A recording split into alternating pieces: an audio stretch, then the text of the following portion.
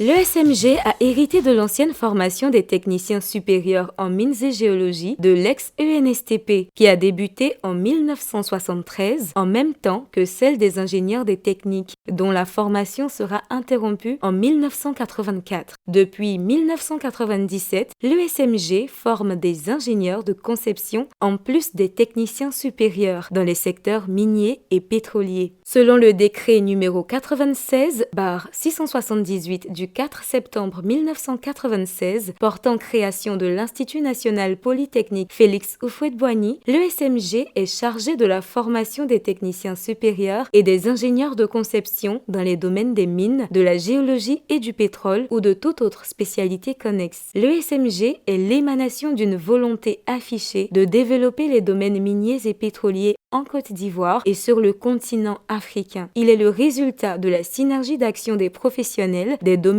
des mines, de la géologie et du pétrole associés au corps enseignant de l'INPHB et des universités de Côte d'Ivoire. En effet, depuis 2000, il s'est multiplié la sortie de plusieurs ingénieurs de qualification issus de cette école de renommée. Et aujourd'hui, certains ont trouvé leur insertion dans le tissu professionnel national comme international et d'autres dans le code entrepreneurial. C'est d'ailleurs dans le but de créer un renforcement des liens entre ces diplômés ainsi que pour accompagner les États africains en général dans leur politique de développement inclusif dans les secteurs des mines, du pétrole et autres activités connexes qu'est né le désir de créer l'association ESMG Engineers.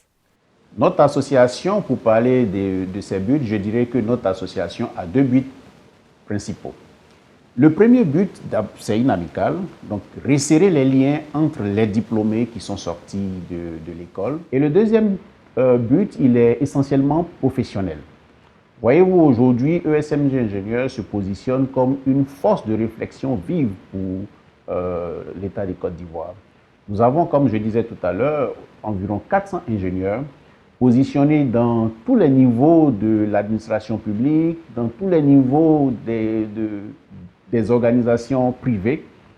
Et donc, nous sommes à même de nous constituer en une force de réflexion, en un think tank, et faire des propositions pour que les industries extractives de notre pays, je parlais du pétrole, des mines, de l'eau, puissent connaître l'essor que nous souhaitons tous.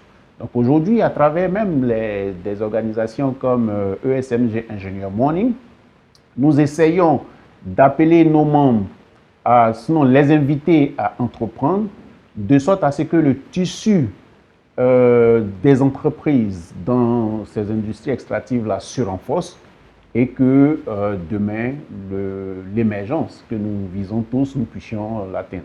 Aujourd'hui, nous avons près de 50% donc, des ingénieurs qui ont adhéré, même si en termes donc, de cotisations, beaucoup reste encore à faire.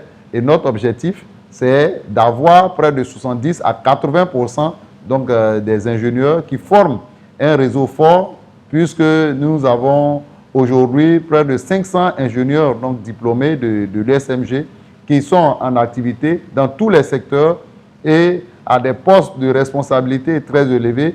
Et donc d'autres qui sont directeurs généraux, d'autres qui sont des directeurs dans des entreprises, dans les administrations. Donc nous voulons être un réseau fort. Aujourd'hui, ce réseau permet l'insertion d'un certain nombre de jeunes diplômés et offre beaucoup de stages, soit par ceux qui sont déjà entrepreneurs ou par nos interventions auprès donc, des structures où nous avons nos membres.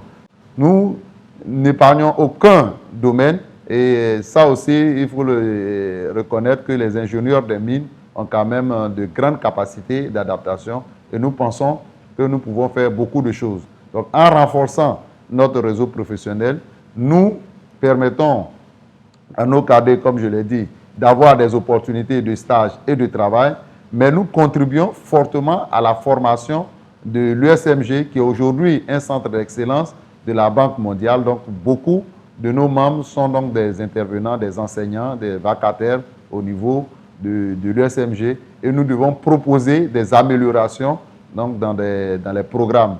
Donc, nous travaillons véritablement à la visibilité de cette amicale qui doit être une amicale très forte et très dynamique. Le premier conseil, c'est d'abord de travailler pour quelqu'un. Et quand on va se lancer à son propre compte, il faut s'assurer qu'on met en place tout le dispositif pour pouvoir obéir aux standards des entreprises pour lesquelles nous voulons travailler. Parce que là-bas, l'erreur ne pardonne pas. On dira que l'erreur est humaine, donc ça peut passer, mais dans le domaine du pétrole, ça ne passe pas.